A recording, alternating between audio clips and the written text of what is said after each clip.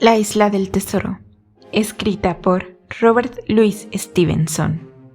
Parte cuarta, El Fortín. Capítulo 19. Jim Hawkins reanuda el relato. La guarnición en el fortín. Así que Ben Gunn vio la bandera, se paró en seco, me tomó del brazo y se sentó. «Seguro que son tus amigos», dijo entonces. «Más posible es que sean los amotinados», respondí yo. «¿En un lugar como este?», exclamó. «Aquí nadie pone los pies, excepto la gente aventurera. Si hubiera sido Silver, hubiera izado el pabellón negro con la calavera. De esto no me cabe duda. Así que seguro que son tus amigos. Se han intercambiado algunos disparos y estos han llevado la mejor parte. Y aquí están ahora, en el viejo fortín de Flint. Buena cabeza tenía Flint.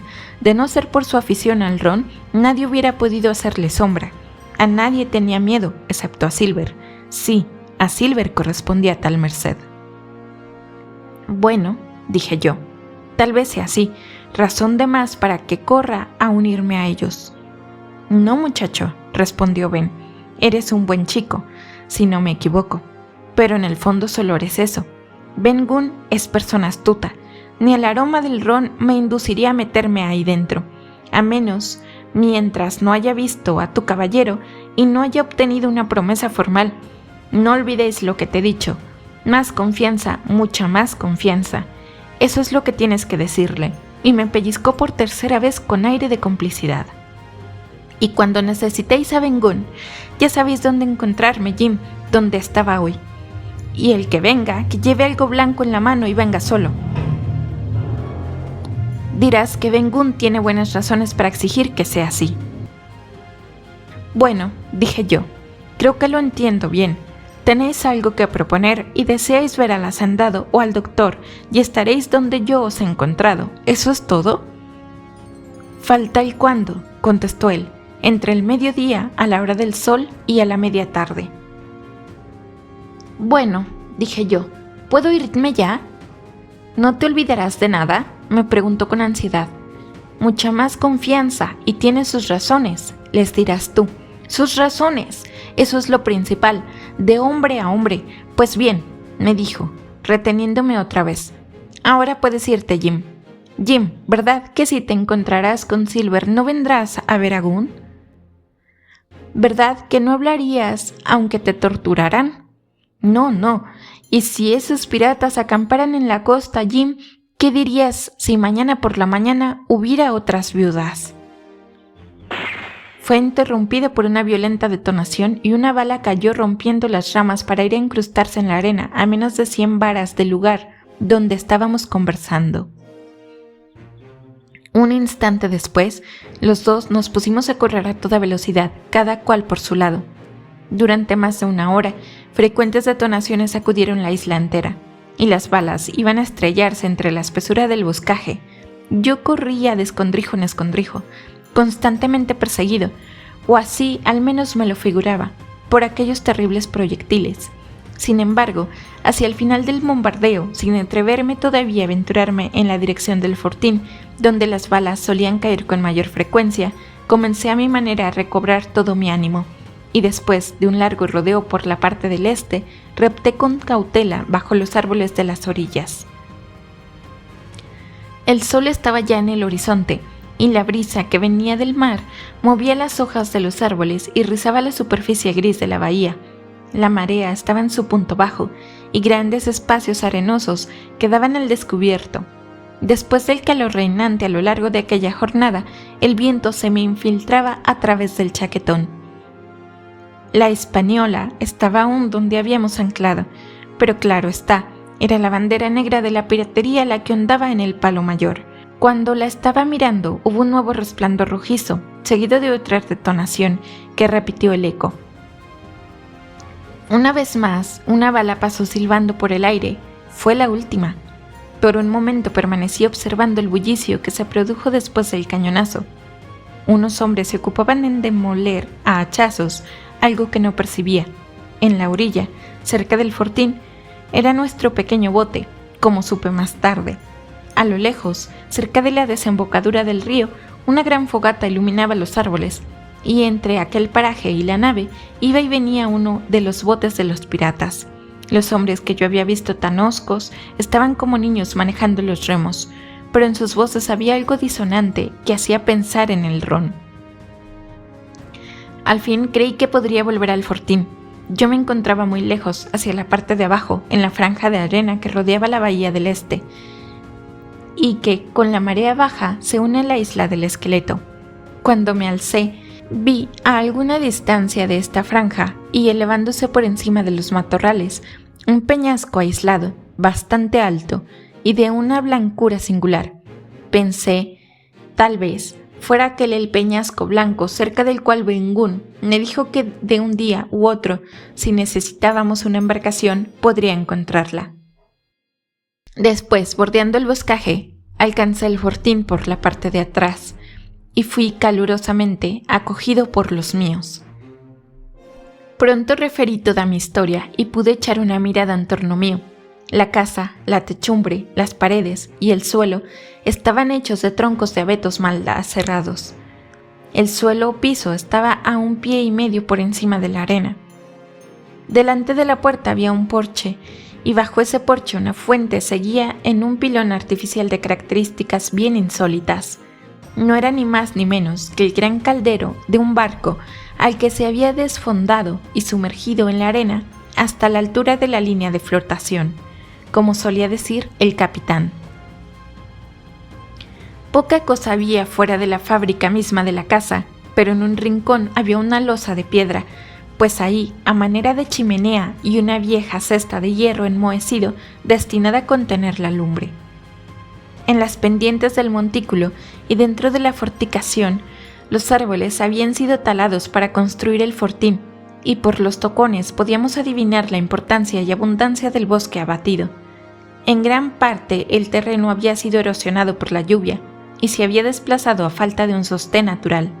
Solamente por donde bajaba el arroyuelo que salía de la caldera existía un grueso tapiz de musgo, algunos helechos y varias plantas trepadoras que sobresalían por su verde color sobre el fondo arenoso.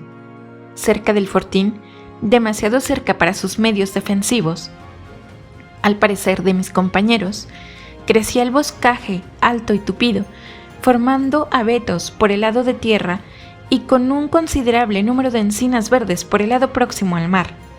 La fría brisa del atardecer, de la que ya he hablado, se filtraba entre los intersticios de nuestro tosco habitáculo y espolvoreaba el piso con una lluvia de fina arena. Teníamos arena en los ojos, arena en la boca, arena en nuestros alimentos, arena en el agua del manantial y hasta en el fondo de la caldera, como gachas a punto de cocer. La chimenea consistía ni más ni menos en un agujero cuadrado fabricado en el techo, y una mínima parte del humo salía por aquel sitio. El resto flotaba por el interior de la casa, nos escocía la vista y nos obligaba a toser. Añadida a todas estas circunstancias, la de que Gray, nuestro recluta más reciente, tenía el rostro envuelto en un cuidadoso vendaje, pues había resultado herido al escapar de los bandidos, y que Redruth seguía todavía allí, cerca de la pared, tieso y rígido bajo la bandera británica. De habernos podido quedar mano sobre mano, nos hubiéramos sumergido en la mayor desesperación, pero el capitán Smollett no era persona dispuesta a tolerar tales estados de ánimo. Nos hizo llamar y repartió entre nosotros los turnos de guardia.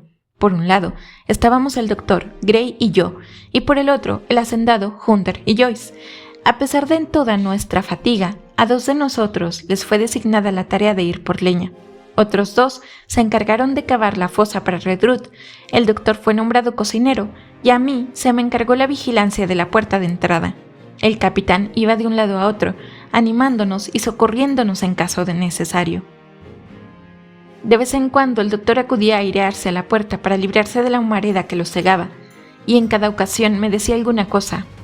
Ese Smollett, me dijo entre otras cosas, es mejor que yo, y al decir esto, Jim, digo mucho. Otra vez permaneció callado un momento, luego inclinó la cabeza y me miró. ¿Este Ben-Gunn es un hombre como los demás?, me preguntó. No lo sé, le dije, quizá esté un poco chiflado. De eso no cabe la menor duda, respondió el doctor. Un hombre que se ha pasado 3 años mordiéndose las uñas en una isla desierta, Jim, no puede ser muy normal. Eso sería contrario a la naturaleza humana. ¿Era queso lo que quería? Sí, señor, queso. Pues bien, Jim, me dijo, verás de qué sirve ser un tanto frugal. ¿Te has fijado en mi caja de rape? Seguro que jamás me habrás visto tomar un poquito. Y es que en esa caja llevo un pedazo de queso de Parma, hecho en Italia y de gran valor nutritivo. Puedes dárselo a Ben Gunn, muchacho. Antes de ponernos a cenar, enterramos al pobre Tom en la arena y nos quedamos unos momentos alrededor de su tumba. Todos descubiertos, la cabeza expuesta al viento. Dentro de la casa se había amontonado una buena cantidad de leña, pero a juicio del capitán no era aún bastante, por lo que nos dijo que al día siguiente debíamos ponernos a la tarea con más ánimos. Una vez hubimos comido nuestro tocino y cada uno de nosotros hubo bebido un buen vaso de aguardiente, los tres se reunieron en un rincón para examinar nuestra situación. Parece que no sabían muy bien lo que podía hacerse. Teníamos tan pocas provisiones que el hambre nos obligaría a capitular mucho antes de que llegara la nave de socorro. Nuestra única esperanza era declarar una guerra sin cuartel a los bandidos, hasta que arrieran su bandera o huyeran en la Hispaniola. De 19 que fueron, ya solo quedaban 15, y entre estos había 2 heridos, uno de ellos de gravedad, el que había sido alcanzado junto al cañón, si no estaba muerto. Cada vez que tuviéramos ocasión de hacer fuego, había que aprovecharla, preocupándonos al propio tiempo por conservar nuestras vidas con la mayor prudencia. Además, contábamos con 2 poderosos aliados, el ron y el clima. Por lo que toca al primero, aunque distante, cerca de media milla de donde estábamos amotinados, muchas veces pudimos oír en medio de la noche los alborotos y los cantos que provocaba. En cuanto al segundo, el doctor apostaba su peluca a que, habiéndose establecido en la ciénega y sin contar con medicamentos de ningún género, antes de una semana la mitad de los filibusteros no se tendrían en pie. Y entonces, añadió, si no nos han matado antes, se considerarán bien felices por huir en la goleta. Siempre es un barco, e imagino que con él reemprenderán su vida de piratas. La primera nave que yo habré perdido, se lamentó el capitán Smollett. Como ya os lo podéis figurar, yo estaba muerto de cansancio, y cuando me hube acostado tras mucho ir y venir, me dormí como un tronco. Los otros habían tenido tiempo para desayunar y para doblar la leña amontonada, cuando me despertaron varias voces que gritaban «¡Bandera blanca!», oí que decían, y luego un momento después alguien gritó con asombro «¡Es Silver en persona!».